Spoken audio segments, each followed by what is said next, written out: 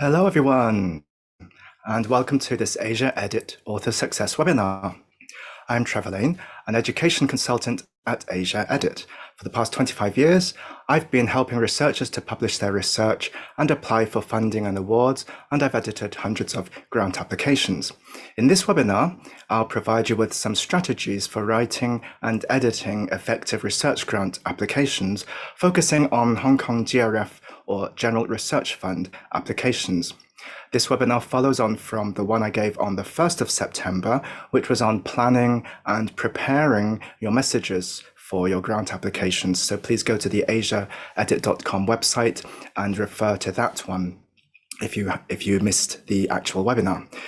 I will be referring to it. I'll summarize bits of it as I go along.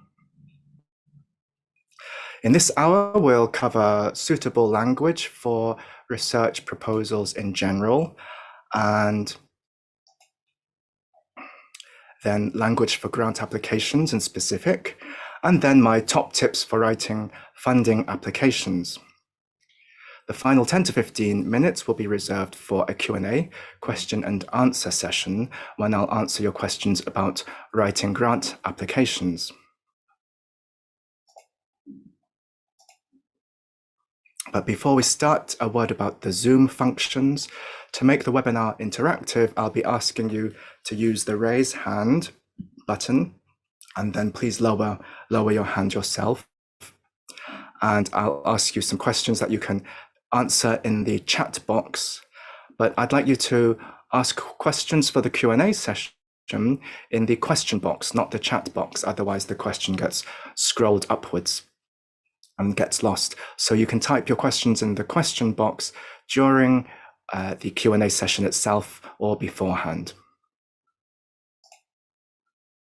So first we'll cover what type of language to use in proposals, which are needed for research post applications and ethics board approvals, as well as internal and external funding applications.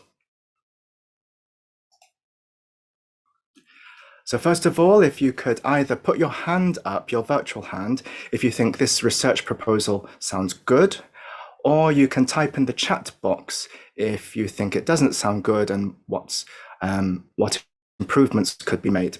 So hands up if you think it's a good research proposal. Type in the chat box, please, if you have comments. So let's see. Digital collection of disease course details are beneficial. They were located, excavated, scoured, and exploited to prove a direct causal relationship between disease X and being a couch potato all day. This will be predicted by computer.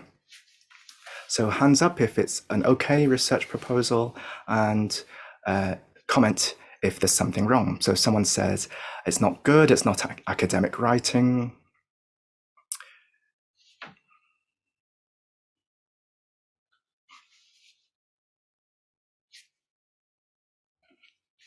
Any more comments? Or hands up if it's okay.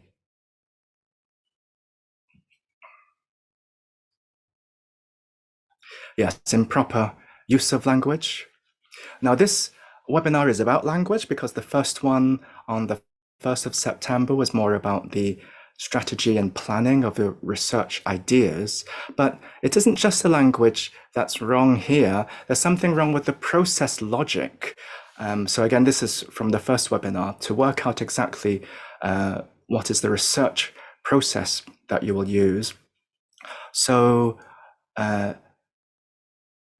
proving a direct causal relationship, you don't really, apart from mathematics research, you can't really do experiments to prove, especially to predict that you will prove something. And the procedure seems funny, that they talk about the data set and then the methods is how it's predicted. That should have gone up first. And then we don't know why they're doing this study, what exactly they're trying to do. And then of course the language, the style and the tenses are confusing, lots of typos. So in the end, it ends up being confusing and not professional. and not credible. So this one would not be funded, this research proposal. So how do we write the actual research proposal after we've planned what we want to do? Well, we have to convince the reviewer, and we assume he or she is a non-specialist. So like in the Sound of Music movie, let's start from the very beginning. You need a storyline. You need a clear research proposal and a research story. So begin with the title. I'll give you some hints later about the title. And then we do need to begin with the problem and why we're doing the research. And a good pattern here is to have big problem, big solution, and then specific problem.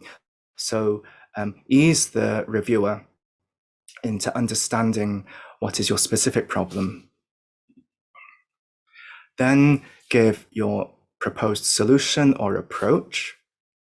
So here we have something about machine learning and predicting X risk factors. So the problem would be that X is a major cause of death and identifying risk factors can help.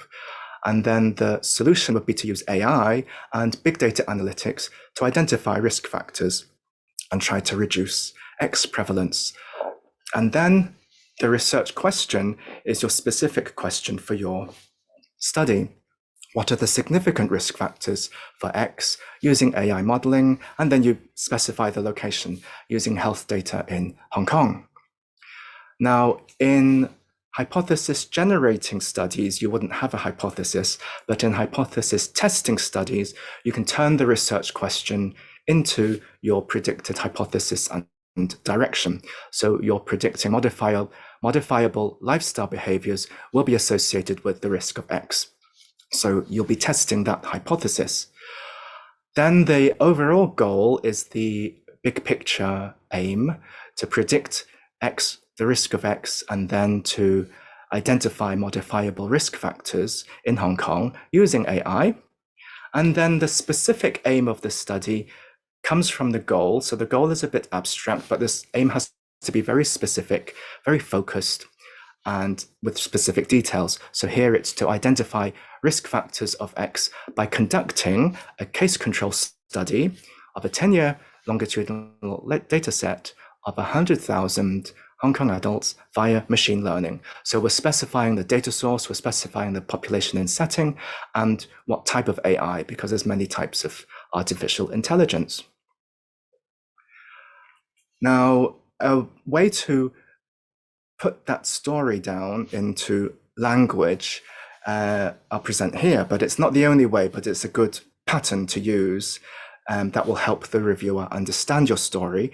And you need signals, some signaling phrases as signposts for the reviewer so they know what you're telling them. So the beginning, remember, was just the overall topic or situation. So I've put some phrases here. I won't read them all out, but we see something as a major something, leading cause of something, and then we give some negative words like burden and cost and risk or worsening. And then we introduce the overall problem area or gap. So no studies have been done, something remains unclear, something's an important factor to study. Then a general solution, what you're interested in or what other people have done so far. So we need better measurement, we need an alternative, or we need something earlier detection. And from that, we lead to a specific problem for the research that you're going to do. And this is usually signaled with something like a however. So there's a however, although, despite. That's a good signal to signpost that you've reached the specific problem. After that, you will nominate a specific solution. So try to say how you will approach the problem area to address this issue, or our research question is. So that's the research question. And then for hypothesis testing studies, you define the hypothesis with your predicted direction. So you have to explain the assumptions and the grounding for why you have that hypothesis. So very simply, we hypothesize that, or our central hypothesis is. And then the overall goal, remember, is your final destination, the abstract goal, why you want to do your study. So you'll answer something, study something, explore something. The overall goal is. And then the specific aim with maybe the approach or methodology. In this study, we will do this. We aim to do this.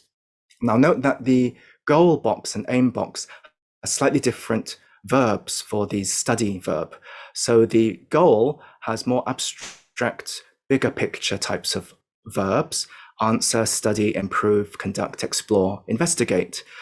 But the aim will have very specific verbs that have an end product that you can produce as an output. So measure, assess, evaluate, create, develop, design, estimate.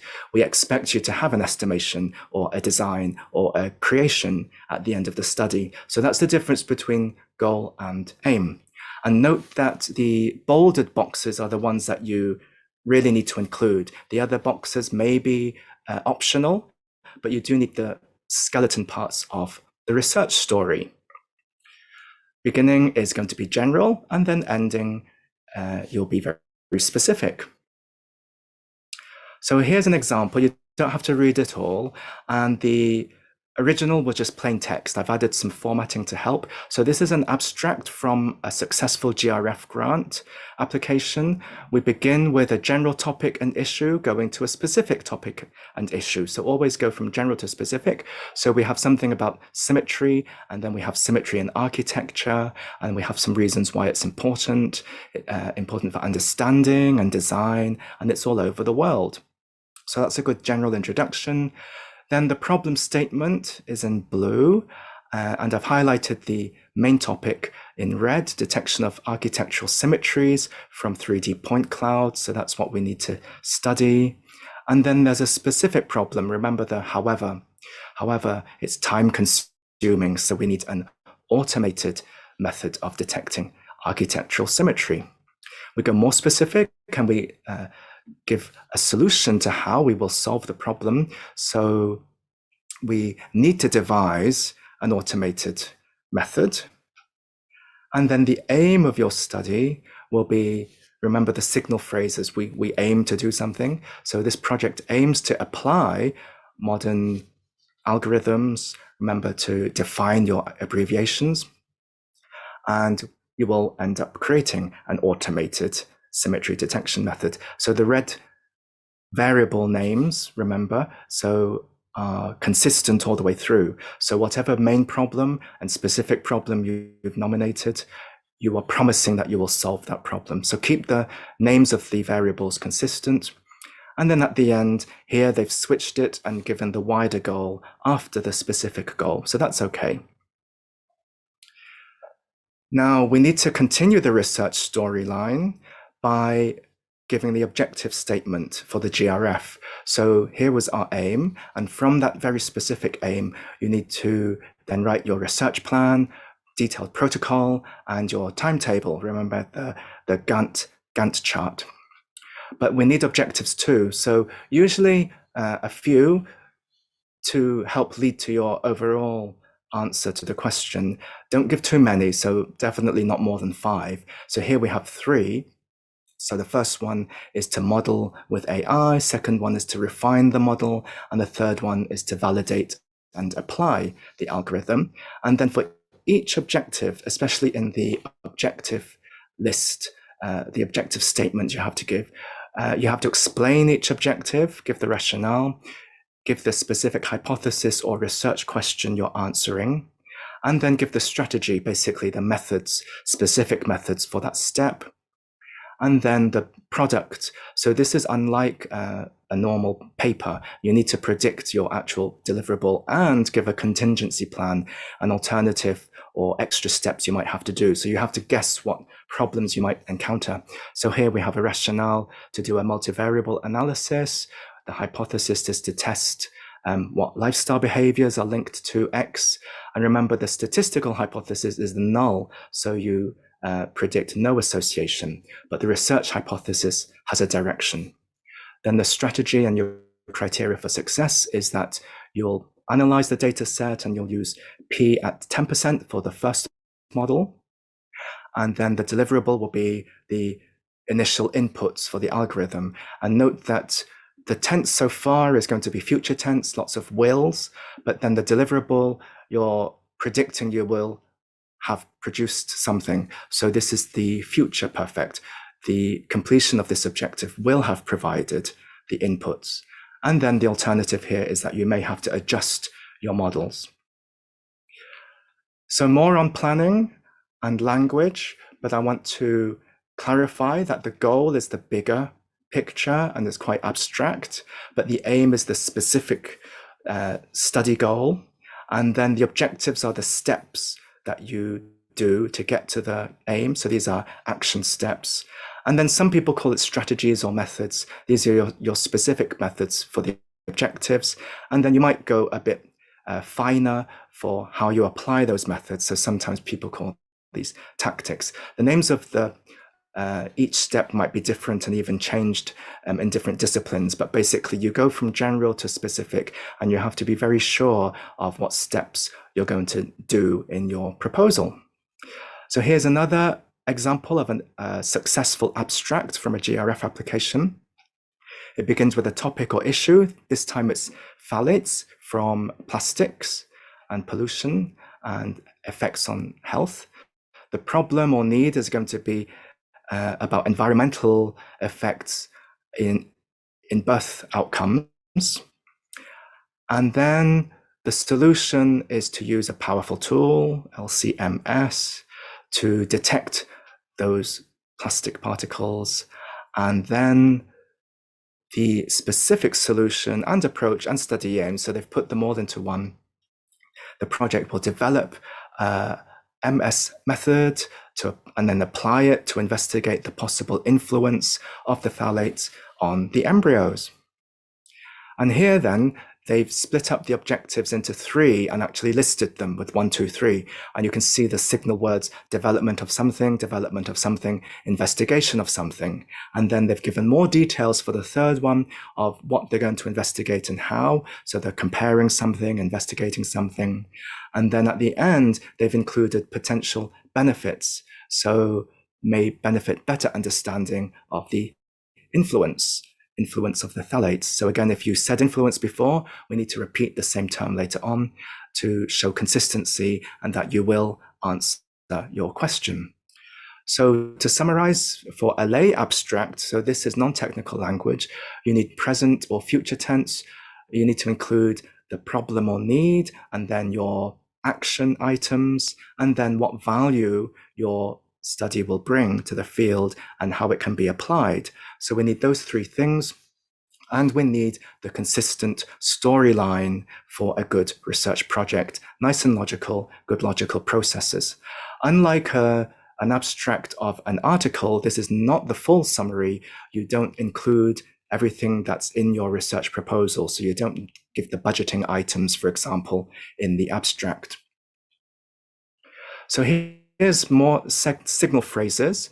And remember, the important part in your research story and your research proposal will be the problem statement and the solution statement. So signals for the problems, remember I said there's however and nevertheless, so those are adverbs. There's also conjunctions, although, and then it's good to give the good news before the bad news so that you're giving the problem statement and then you will promise to solve that problem. So although good news, then bad news, or you can say good news, comma, although bad news. There's also even though and but and yet. Prepositions of despite and in spite of, but be careful how you use them. They're followed by the noun or the ing form. And then some signal phrases for defining the problem. You can give some negative words, negative nouns like problem, challenge, disadvantage, inconsistency. Or you can use adverbs and adjectives, something is rare and lacking or unknown, or negative adjectives, inadequate, weak, disputed, inconsistent.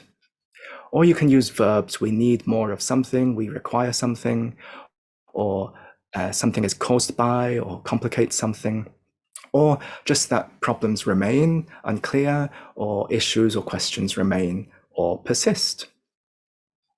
Now for the solutions, here are some signal phrases, but there are 2 types. The first type is why procedures are done.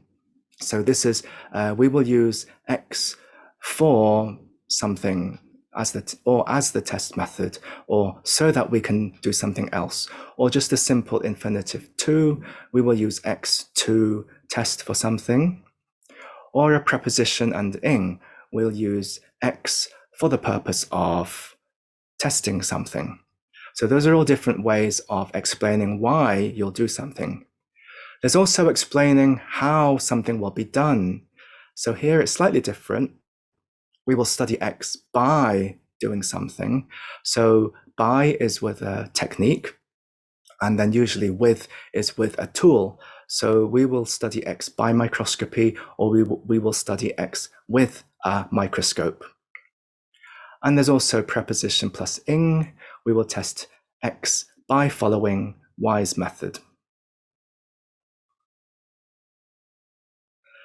But first of all, be clear on what your primary and secondary endpoints are going to be, and what your primary and secondary analyses are. But secondly, notice that number 2 is slightly better than number 1, because number 1 is just giving the reason why you're doing something. But number 2 implies that you'll actually achieve what you set out to achieve.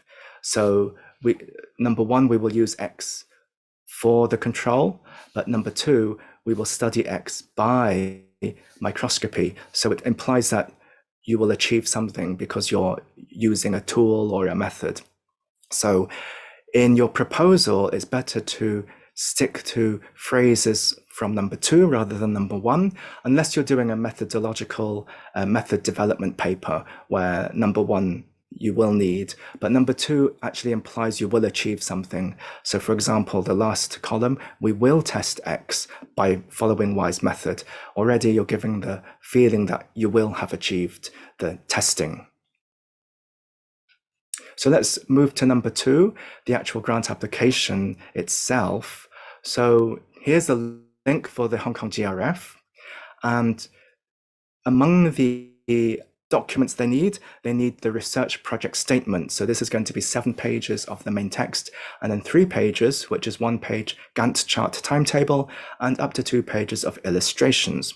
They want 3 sections: the research context of why is your proposal needed. So you need to justify the problem area. Number 2 is the research questions. So justify your question choice and your objectives, relevance and usefulness. And number 3, the research methods, so very detailed steps. And then this is what you will be bidding for in the budget proposal section. So justify the relevance and the principles and techniques that you will be using. So we can actually say all of those sections are claims. You're proposing something to say, we need to study this and we need to use these methods. So there's some more triangles below that. So please, in the chat box, can you say what else you need to include in your proposal and application when you're promising that or trying to justify why you're going to do a study and why you need those specific methods. So those are just your claims. You're stating, asserting, and proposing what you want to do. So what else do you need apart from the claim? Can you type it in the chat box?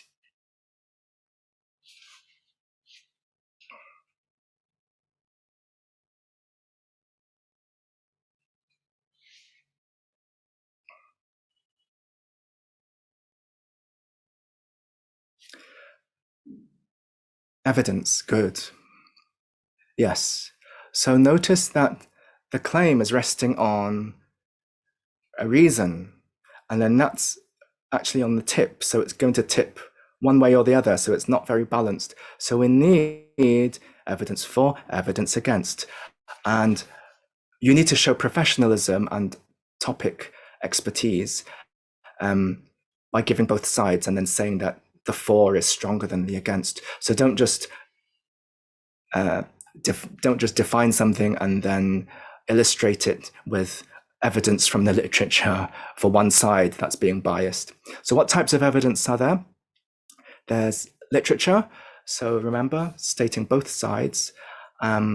This is for, so each part, so the relevant framework or theory for your topic, why the problem exists, and how you're going to approach it. Also your own past research in the literature, and that supports the actual study. And then preliminary reports, so these might or might not have been published. So your pilot results also are part of your evidence. And then even things like requesting the sample size calculation and power calculation, that's evidence to show that your methods are correct and suitable. So yes, use evidence, give reasons.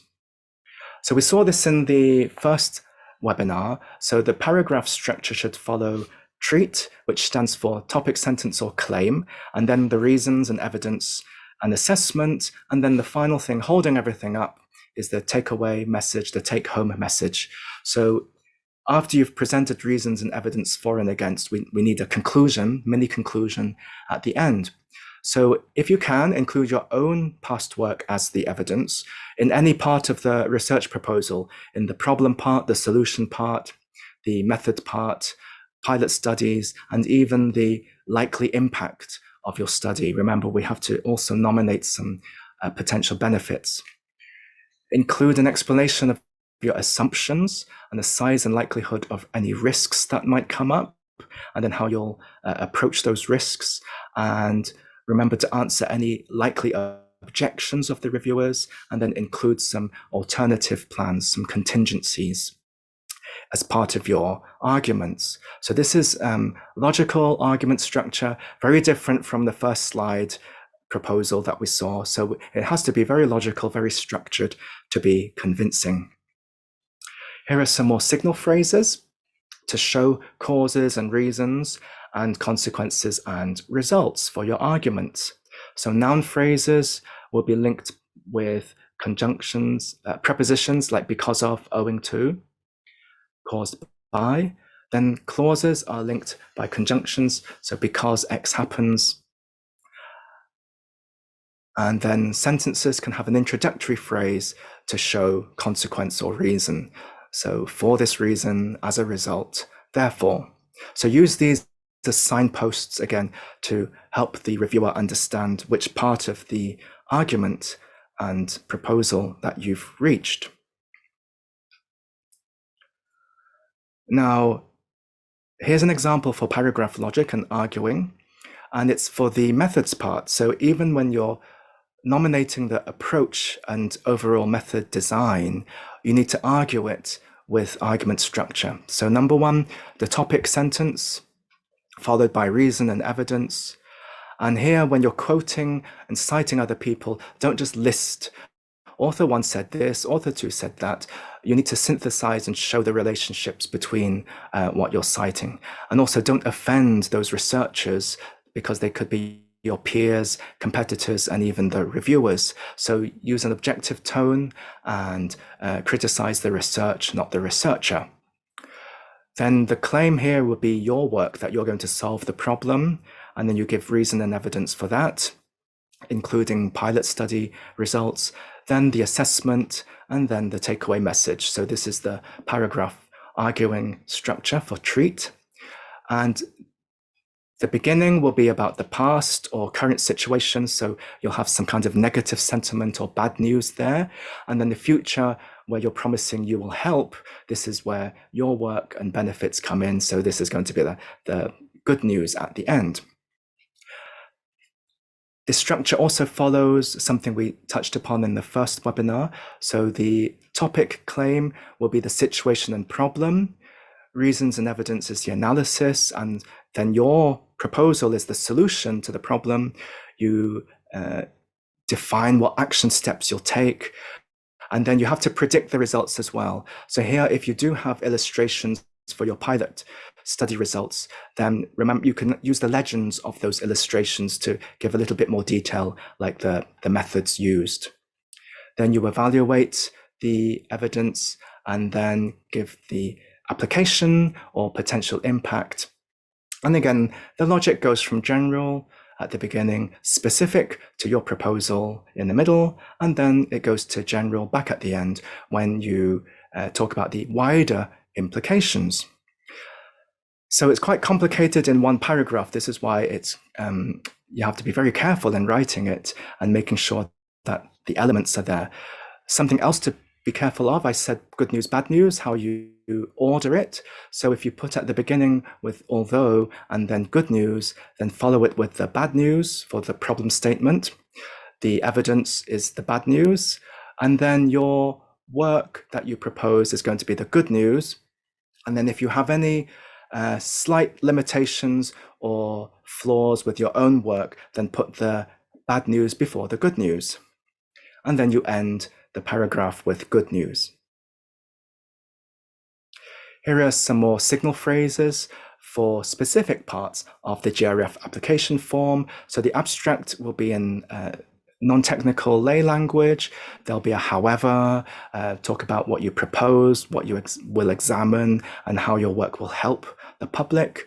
The objectives bullet list will have the setting, time period, ordering words like first, second, third, and then potential implications as well. So the blue boxes, these will be read by the initial review panel. So it has to be in non-technical language and again, be positive and show what actions you will take to solve the problem. The research plan has the research context. So again, although, what we need, and then the research question and hypothesis, expected results. So talk about your preliminary data, and then the methods you will use. And the last one, you also need to include a statistical plan. So you can do it in general terms by saying what tests you will use for parametric data, non-parametric data. And then how will you disseminate your publications and share your data? And then there's a pathways to impact statement as well. Again, use non-technical language in case the initial review panel looks at that document. So signal phrases will be relevant to, affect, contribute, improve, and then the stakeholders you will talk to, so partner, engage, collaborate with. So in marketing, there's something called the P's of marketing. So here I've done some P's of selling your potential value to convince the reviewers of your proposal as a strong proposal. So there's passion and prudence. You have to show that you're enthusiastic about your expertise that you will offer, as well as being careful to use the funding if given. There's purpose and principles of overall why you're doing that study, what's the main problem area that you need to solve, and why should the funders care. There's positioning and pitch for why the problem has been ignored and what you will actually do to solve a specific problem, and analyze what you will actually contribute to. Is it something technical, practical, analytical, or conceptual? And then show that you're careful in planning. So process and protocol, show that the solution is your own and it's suitable and feasible, and it's better than other people's proposals because this is a competitive grant, and it's better than your rejected one. So if your grant was previously rejected, you may have a chance to revise it, and then you can spell out exactly how you improved the proposal. And remember, be specific, because whatever you write in the methods that needs funding has to correspond directly to the budget proposal. Then show good preparation and precaution. So you've thought about what might go wrong. Is your solution feasible and cost effective? Will the results be validated? How will you address limitations? And then prediction and promise. So this is where you're promising benefit and you're asking to be funded. What will the benefits be, and who will benefit, and when, and for how long?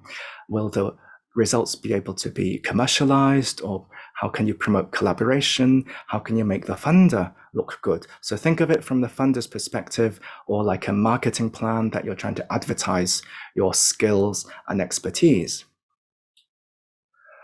A quick word about the budget plan. So I said you need to make the items correspond to the methods. So this is a common downfall where proposals get rejected. So a good idea here is to itemize everything in your research plan, especially in the methods bit, and use the same numbering and the same order as your objectives list so that everything is consistent. So if you use subsections and subsections, then use the same number in the actual budget proposal. So here we have B 1.1.1, and then you can say the same thing in your justification and explain that you need method X, B 1.1.1, reagents and controls.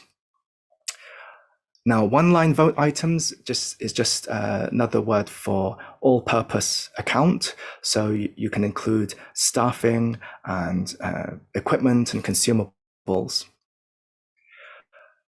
But also note the GRF is paired with the ECS, early career scheme. So for early professors who have just started their permanent jobs in the first 3 years, you have a different form. It's very similar to the GRF form, but the main difference is that the GRF includes expenses of research experience for undergraduate students. So UG students who you want to hire as helpers for researchers goes in the budget items. But for ECS, early career scheme applicants, you don't put that in the budget. You put it in the education plan at the end.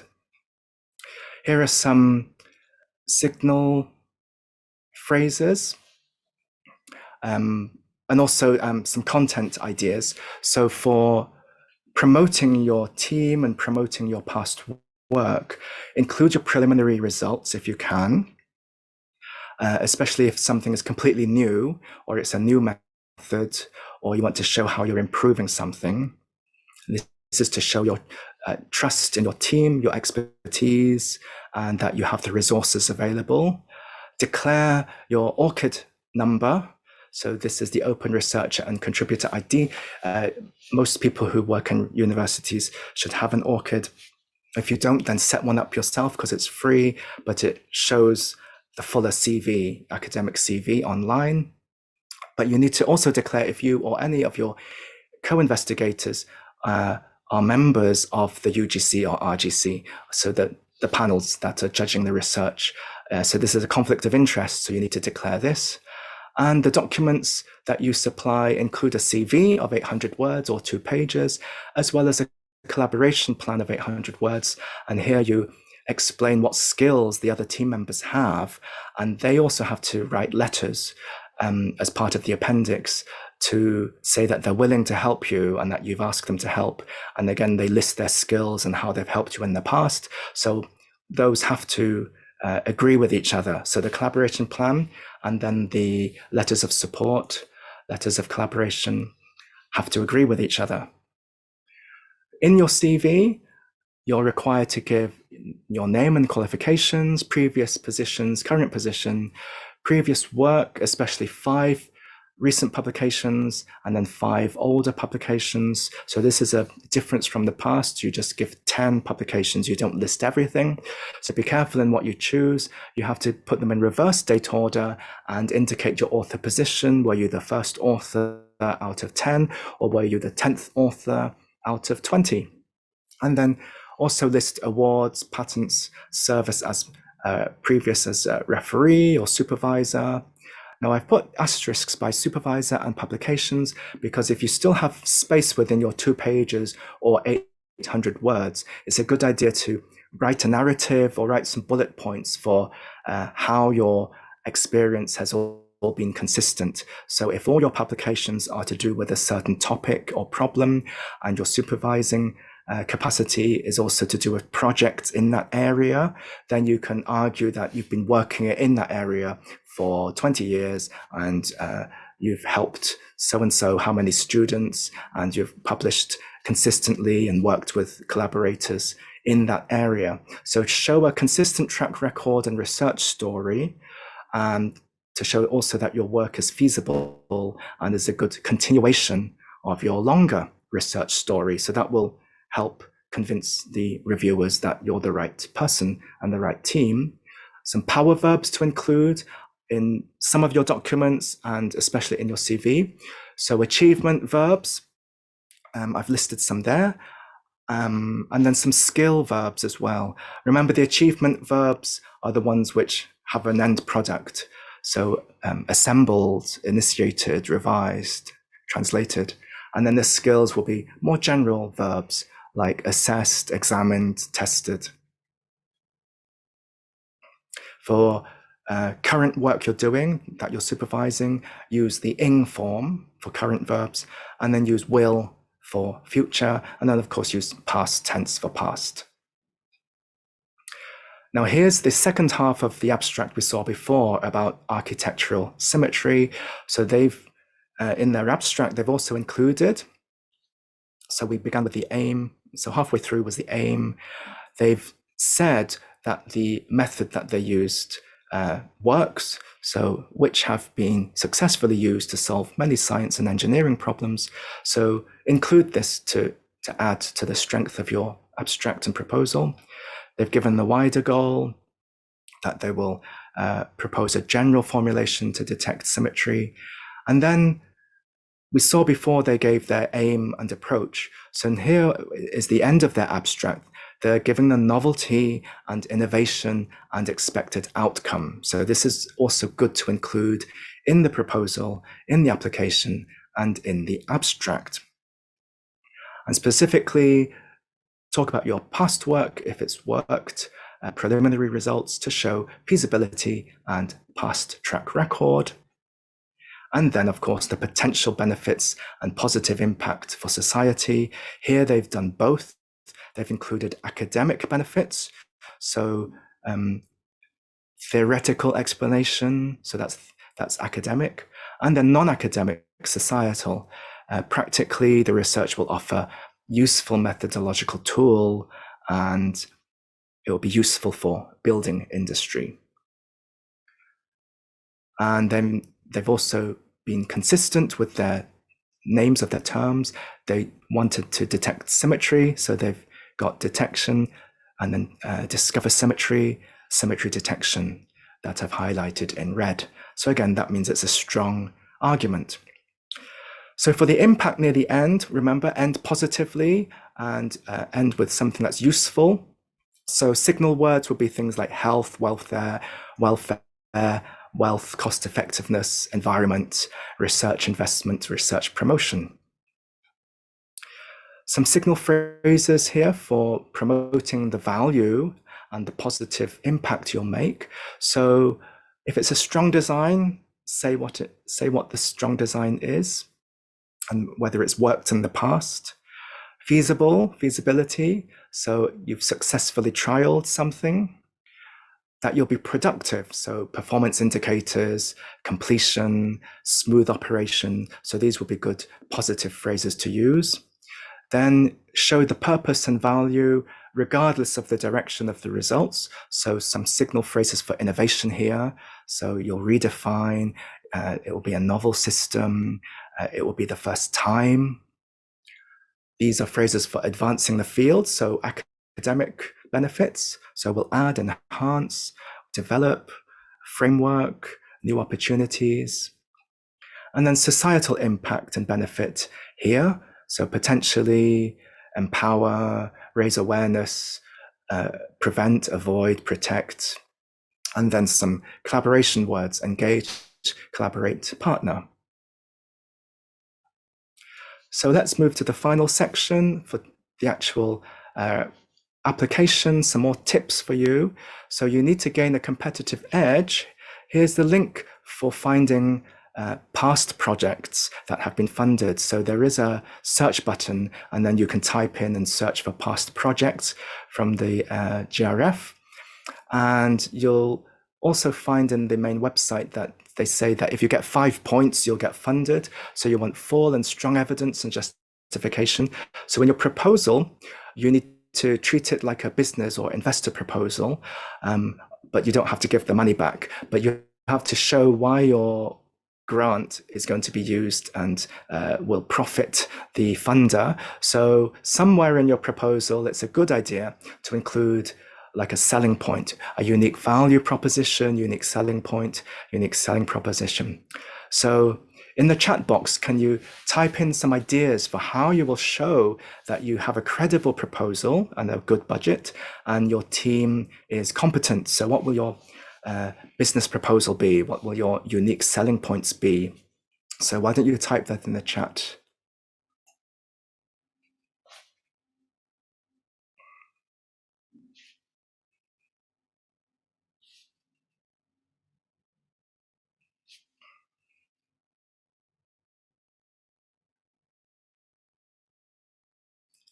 Okay, so keep typing. I'll give you some ideas.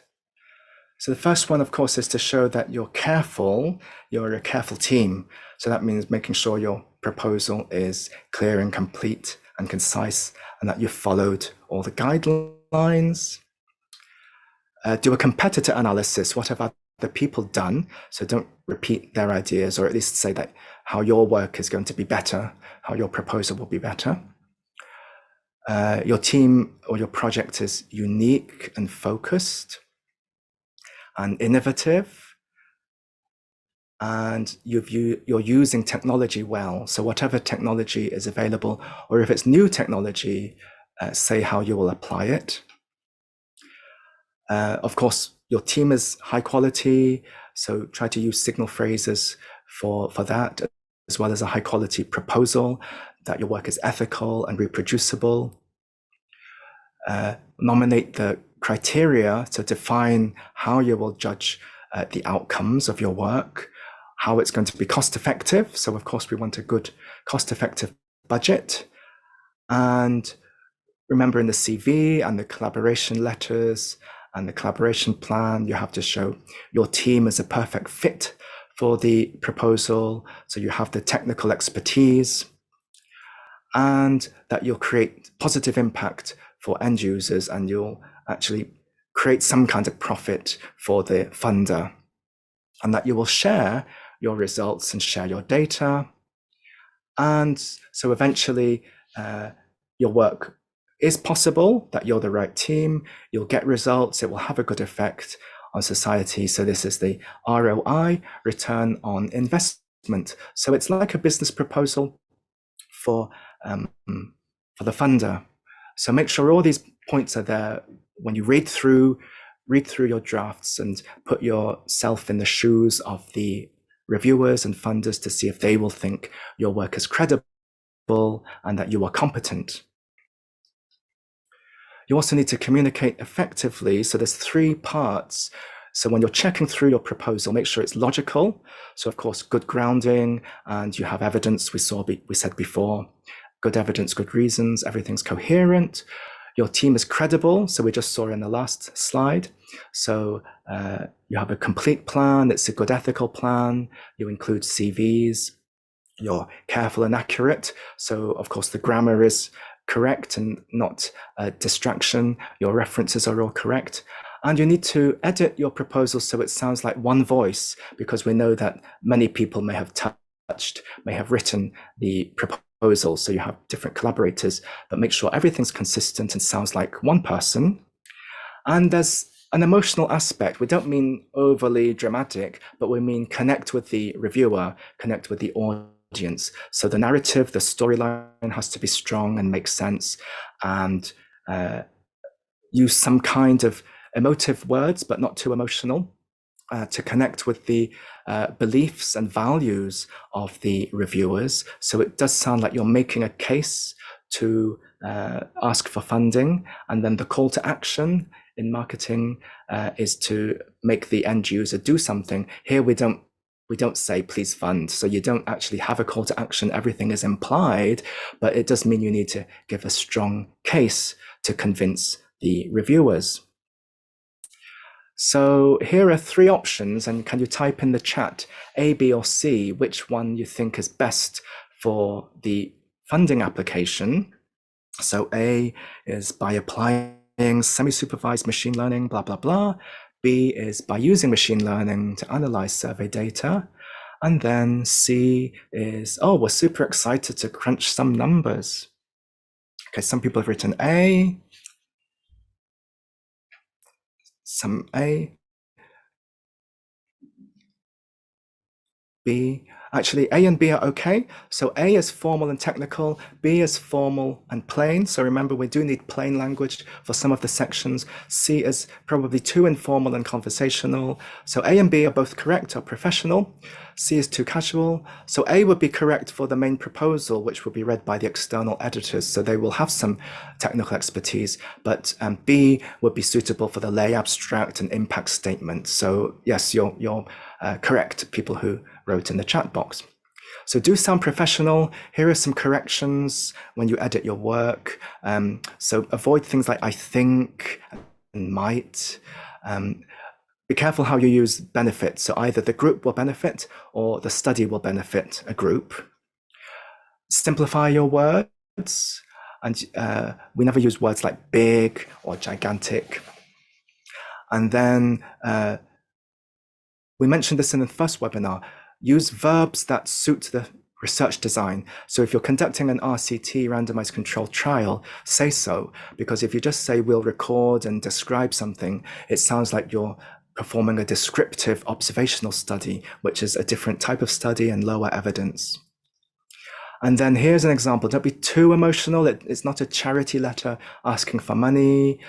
Don't say, oh, we await your generosity, make the dreams come true. So you can use different terms. The data will speak for themselves. So if something is a dramatic, shocking number, it will already come through. So mortality rate of 90%.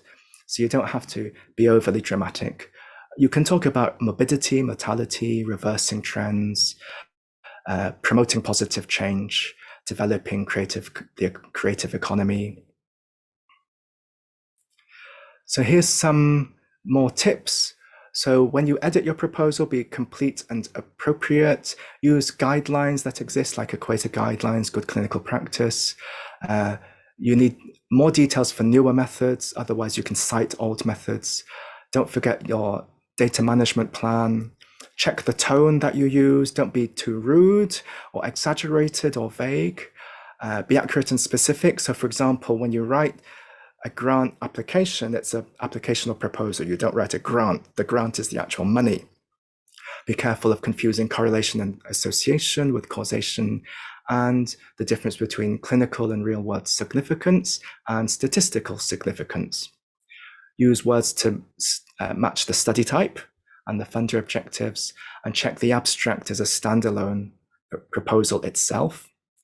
Help the reviewer understand your proposal, so you can underline key bits of the storyline. For example, in the abstract, you can underline innovation, hypothesis, objective, implications. Explain any jargon in non-technical terms. Optimize readability with lots of white space. Use active voice, shorter sentences. Don't be vague with words like quite or very. So give actual data, cite evidence. Avoid words like we need the funding, seems like, or we'll cure something, or we'll prove something. And then in the pathways to impact statement, here are some phrases to use for positive impact in society. And there is a link here for some UK examples of pathways to impact statement. Here are some ideas for titles. So be clear, use very short, focused titles, focus on the aim or scope or approach. There should be notes coming to you, or you can look at the slides again. But basically, there's different styles. There's a method or tool as and for. There's a topic or process in. There's a process through, by, using, or with, or independent and dependent variables. Topic, very short topic statements, or colon. So you have the main topic and then a subtopic. Or a question form, but this is quite rare. Avoid questions because you're meant to be answering and promising that you'll provide answers. So here we have some final two slides, some do's and don'ts. So first, the don'ts. Don't use journal article style. It's slightly different. It's quite promotional. There's some speculation. You have to promote societal value. Don't forget to check that your work and proposal is unique and sound, that you've stated how relevant and important it will be. Don't add people as collaborators without them knowing. So we do need proper collaboration letters. Don't plagiarize, don't double dip, which means applying for many funding sources for the same project. Don't ignore ethics, and don't submit the application without checking for clarity and even word count. Then for do's, do read all the requirements and stick to the budget limits and be accurate in your budgeting. Write for non-specialists for the lay abstract and impact statement. Justify your approach and its feasibility and try to minimize risk. Repeat key phrases throughout for consistency, and make sure that sections are consistent. So remember, the question and hypothesis have to match the approach or the objectives and the right order of objectives and the outcomes and impact. And those have to match the aim and the goal or problem, and then make sure the abstract says the same thing as the main text and illustrations, and everything corresponds to the budget items. And finally, have a peer or colleague to check and pre-review your work for logic and logistics. Does it make sense? And lapses and liabilities. Have you made any mistakes? The language, stick to UK or US spelling. And then the likelihood of winning. So you have to be trustworthy. So trustworthiness, literally for trust, and the worthiness of your project, that it should be funded. So we move to questions. So please type your questions in the questions box. We've spoken about the language for the actual research story, the language for different parts of the application, and then some tips for writing and checking your proposal. And we ended with do's and don'ts. So please type your questions now in the question box about any questions you have on research grant writing.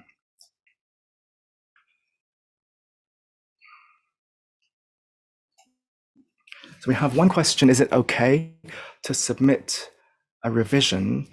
What's the probability of getting a revised grant proposal? That's a very good question, and it will be clear in the reviewer report, either the scoring threshold, or they will actually say, please revise, please resubmit it next year. So they give you a year to try to improve it. So take that opportunity. So it's like journal peer review. Talk to colleagues and see what they think, and try to address exactly point by point what the reviewers complained about. If it was unclear, and they made a mistake, then it still shows that your original proposal was unclear, so it can still be improved somehow. You have to include a point-by-point letter, or there's a section where you summarize how you improved your proposal. So just like in journal publication, answer each reviewer comment. Sometimes what they recommended might be moot. It might not be needed anymore because one of the reviewers said, delete this because you don't have time to look at 5 settings, because we know that you will only have time for 1 setting. So I've seen some proposals where someone wanted to study 3 bacterial species, but of course, the reviewers are researchers, they know how long it takes. So they said, we know you only have time for 1 species. So thank the reviewers and change the proposal. But if one reviewer said do something, but the other reviewer said delete something, then the first reviewer's point will get deleted. So you can say that, you can say, even though the first reviewer said do something, we're not doing that step anymore.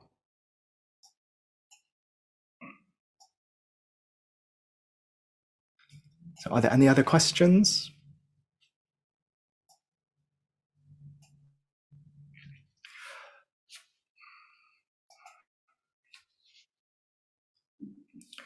Oh, so someone's written in the chat box. So try to use the question box, but that's okay because I can see the chat right now, so it's not going to disappear. Any suggestion when resubmitting one ECS proposal for GRF? I'm not sure what that means, but if your ECS proposal got rejected, then of course you can revise it for the next year. You still have, so there's a maximum of a 5-year project. So if you're in your first year of your job and it got rejected, then you'll be in your second year, but then you have to then change the length of the ECS project, early career scheme project, to 4 years rather than 5, because you've already used up one of those years. If you're in your second year and it got rejected, then you'll be in your third year when you apply. So then again, you have to reduce the maximum length of the project by 1 year, but it might not be a 5-year project, so it's okay. If it's a 1 or 2 year project, you can reapply. So again, revise according to the reviewer's suggestions. Last time we did have a question, can you apply for ECS and GRF? It's possible, but you can be a co-investigator on a GRF of someone else's project if it's not related. So 2 different areas, because we don't want double dipping.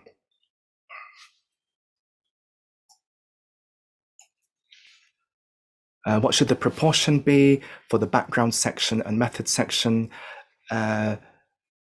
Oh, that's a good question, because it just says 7 pages. So just make sure that you have more detail in explaining the methods or the theoretical grounding. So probably work backwards. It's better to explain the methods because that has to tally with the budget table, the budget plan. So that's the most important thing to justify, and then work backwards to see what you've got left for the background, but then try to make the background as detailed as possible too. So it's not really detail or length, it's convincing. So if you have the main points of the story, whether you go from general to specific and problem solution pattern, so keep to the logical patterns, and then it shouldn't really matter the actual word count. But then yes, that's a good idea. Keep checking your word count, but the methods is more important here. So again, this is different from journal article publishing, where you try to keep the methods as brief as possible. Okay. So we've reached the end of the hour, but please, there's an email address there. If you have any more comments or further questions, please email that address on the screen. And I'd like to thank you for joining this webinar. And the recording will be made available in due course. And you can find other resources and free resources and webinars at the AsiaEdit.com website. I hope you found this webinar useful. And until next time, I wish you success and goodbye and stay safe.